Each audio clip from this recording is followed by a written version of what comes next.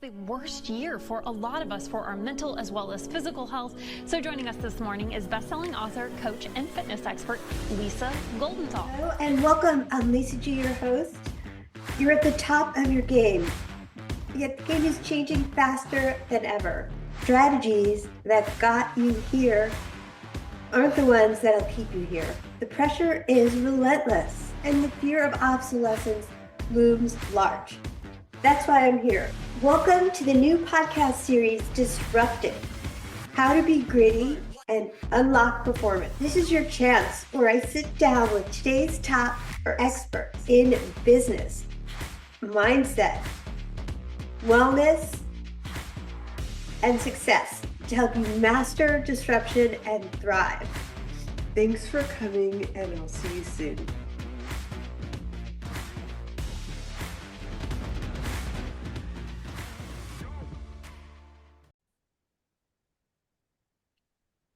In today's episode, we unravel the story of a visionary from the streets of Pakistan, tale of resilience, hard work, relentless pursuit of balance. He's not just an entrepreneur, he's an inspiration for everyday athletes around the globe, proving that with the right mindset and perseverance, barriers are meant to be broken, overcoming personal health challenges and embodying the essence of physical and mental well-being. His journey is a masterclass in achieving monumental success against the odds. Join us as we dive into this inspiring narrative, all leading to reveal the man behind D Moose. Welcome to the WholeCEO Disrupted series. Today, I'd love to introduce you to Mussayab Ehtesham, affectionately known as Moose. Welcome. Thank you, Lisa. Thank you so much. Thank you for such a great introduction. Well, it's a pleasure to sit down and talk to you. I want to get a little bit more into your backstory of coming from Pakistan and starting up Moose. So why don't you explain to the audience a little bit whatever your health journey and your business journey was that brought you here? Yeah, for sure. My name is Mussayab, and everyone calls me Moose because it's so hard to pronounce. So this is the one that I go with. So I actually I'm from Pakistan. I was brought in a middle class family. We were not so rich, and we used to live in like one room. And so my mom's vision was always for us to either be doctors or engineers, because in Pakistan everyone wants their kids to be doctors and engineers. So we became engineers, all of us brothers, and I got a job in Pakistan, but it was not for me. So I decided that I need to move to a different country. So back in 2010, I came to Canada for a master's degree. And I came here, and my family could not afford the tuition fees for me. So they gave me the first semester's tuition fee. And they said, you are on your own and you have to work on your own to pay for the rest of the semesters and for the rest of your program. So I was working in the kitchens, I was working in restaurants, I was working in the gas stations, I cleaned toilets, I did a lot of things to, make money at that time, because the hard work was instilled in me by my family, because when we were raised to do a lot of hard work. So I finished my master's degree and I got a job as a mechanical engineer in a very reputable automotive industry near Detroit. I still actually live near Detroit on the Canadian side.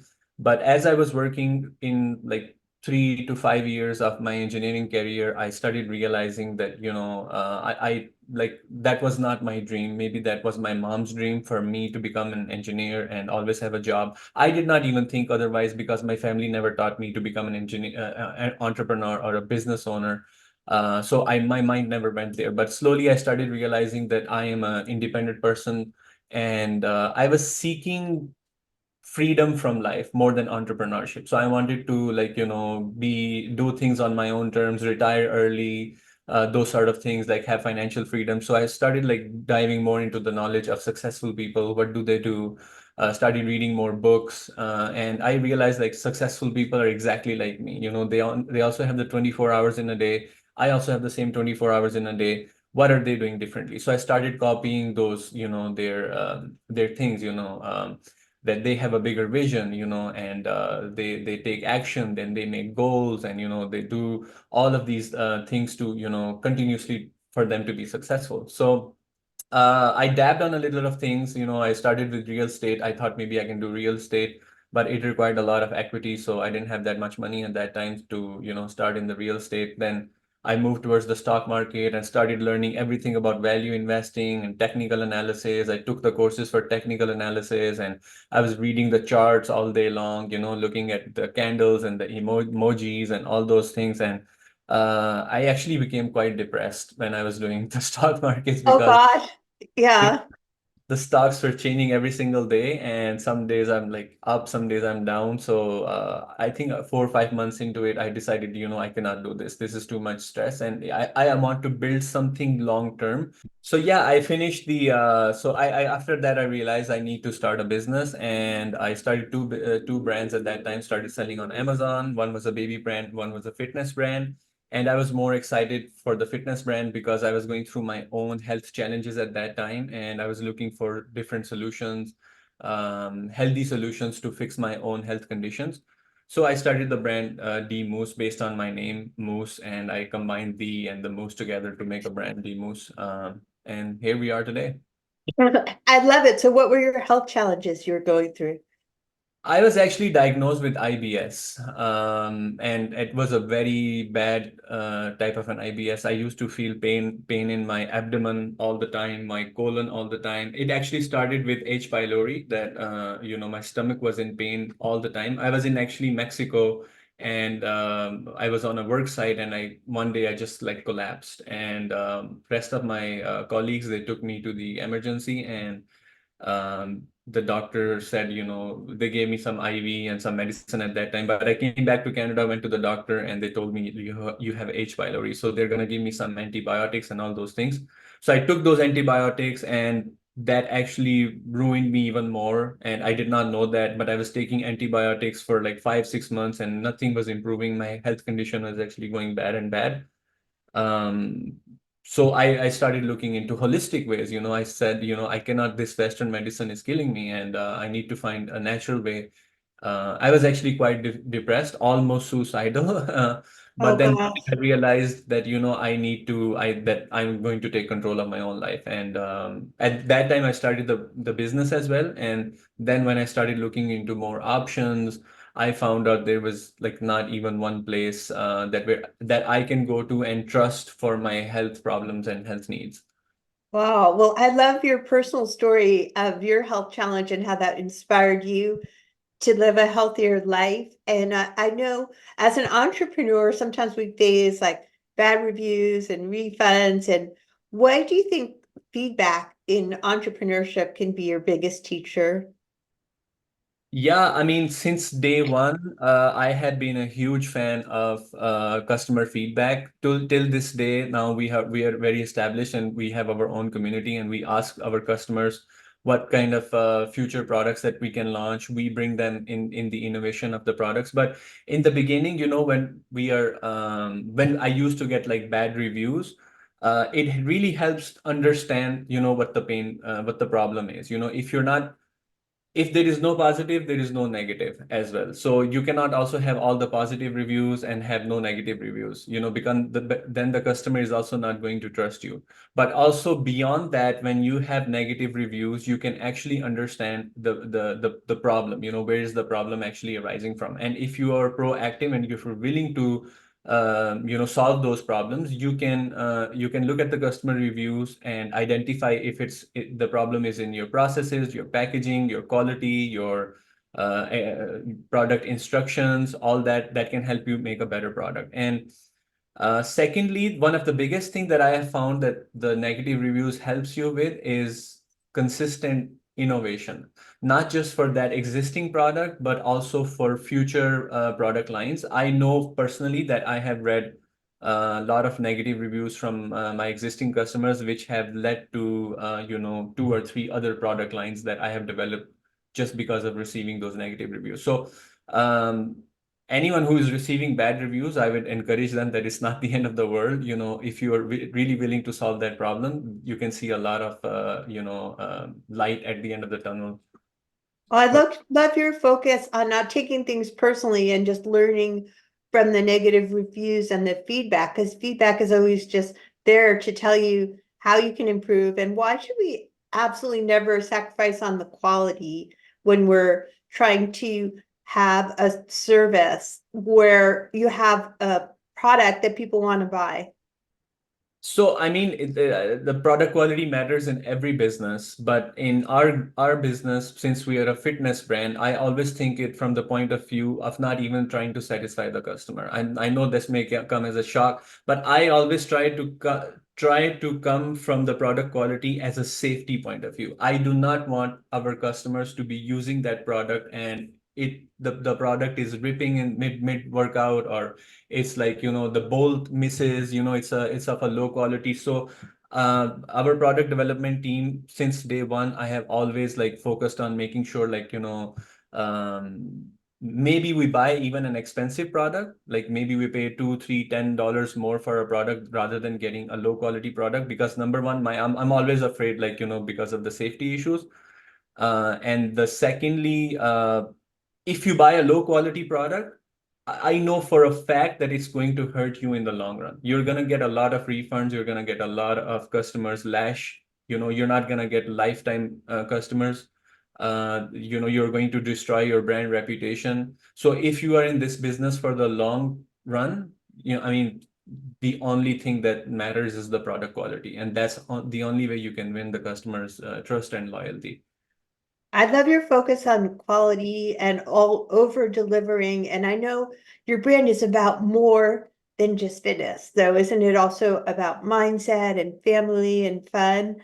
How important is mindset if you're going to look for somebody you want to hire? In the beginning, I did not used to pay too much attention when I was hiring employees based on mindset, but recently, more and more, as I'm growing the business, I am understanding that mindset is the main thing, because I've hired people seats and not doing anything, but they were best, in their skill sets, but they were bad with their communication or team collaboration, and, they did not have that passion. So when you hire people based on mindset, I think those people are usually like very passionate if you do your own due diligence. And mindset is also important in not just e-commerce industry, but like obviously in other businesses as well. But e-commerce is such a fast changing business. Algorithms are changing every day. Amazon is changing. Shopify, Facebook is coming up with new ways for you to communicate with customer. TikTok is coming, so it's all different. So if you find a person who is more adaptable, who is more resilient, you are going to have less problems as an owner, as an entrepreneur, because those people will go out of their ways to find the solutions for you. They will be very proactive. They will be eager to gain more knowledge. They will be eager to solve the problems for you rather than you solving all the problems. So especially for the managerial positions, I think it's very important to base on the mindset. And after mindset, I think it's the values of the business. Every business has should have some values. If you have like a 5 or 6 sets of different values that you actually stand by, and then you should not compromise on those values when you're trying to hire a new person as well, because those will be your lifelong employees. And then if you will not hire the people for those right values, and when they are talking to the customers, they will not portray those values to the customers, and eventually your business will lose that passion. Your business will lose the mission and the values that it was like standing on. So mindset is very important for us to hire new employees. I agree. Like in any business, I think you want people around you that have a growth mindset, that have that agility and adaptability with your constant changing algorithms, or everything is constantly changing and disruption these days. And I love your focus on mindset and values, and having people that then they're going to buy into your values and they'll be more engaged employees if you're having everybody with a great mindset and on the same team with values. And that's really important when you're building a team, isn't it? Yeah, I mean, also from the brand building point, the only way to make a business sustainable and permanent is to build a brand, in my opinion. And when you are trying to focus on building a brand, you have to build the brand on based on the values and the mission of the brand. And then you go attract the right customers, you go attract the right employees, and if you can uh if everyone is focusing on those values, I think it's a long-term game. Then your brand is never. Apple, for example, is a great example. Think different. Those values are still instilled in them. Nike, from 1963, they are founded in 1963, but they're still doing great things. So the founders are not even present. So you have to find employees based on the right mindset for you to grow your business in the long run.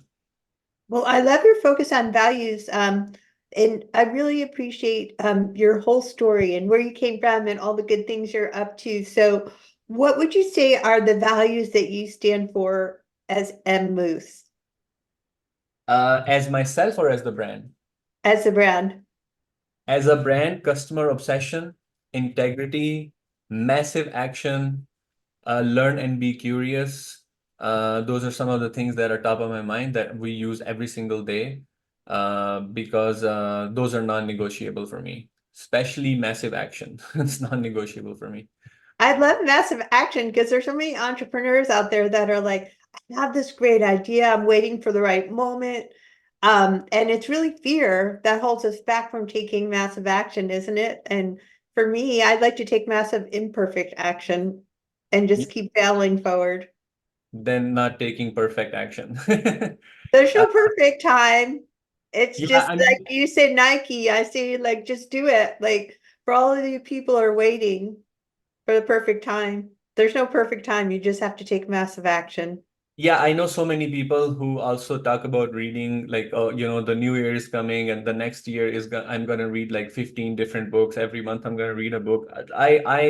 I always tell to those people, hey, it's better to read one book, but take action on that book, because most of the self-help books, they basically more or less they're saying the same message, like how to fix your life, and 90% they have the same message. It's just told through a different story, through the lens of the author. So I am a fan of taking more action, reading one book, but actually applying that book in my life to, see the results. And maybe after 1 year, if I haven't seen the results, I'll say, okay, you know what? I have learned from my mistakes. This thing worked, this thing didn't work. Let's go and find more knowledge. Obviously, you should be looking for more knowledge all the time, but focus on taking massive action as well, because without action, all of that knowledge is useless. You don't want to go to your grave being known as a person who read like 500 books. You want to be known as someone who took action and built something, or he did something. I love the singular focus too on like one book, because that's what mastery is all about. It's like I love reading books and focusing on mastering the lessons in the books, like when you were looking to experts when before you launch a business, because um, success leaves clues. So thank you for all your wonderful tips on entrepreneurship, growing a successful brand. Where can people find you, Moose? They can find our brand at dmoose.com, or they can find me on Twitter at Mussavers. dmoose.com and Twitter at Mussavers, Mussaverse. Mussavers. Thank you so much for being a wonderful guest on the podcast. Thank you, Lisa, for having me. Thank you so much.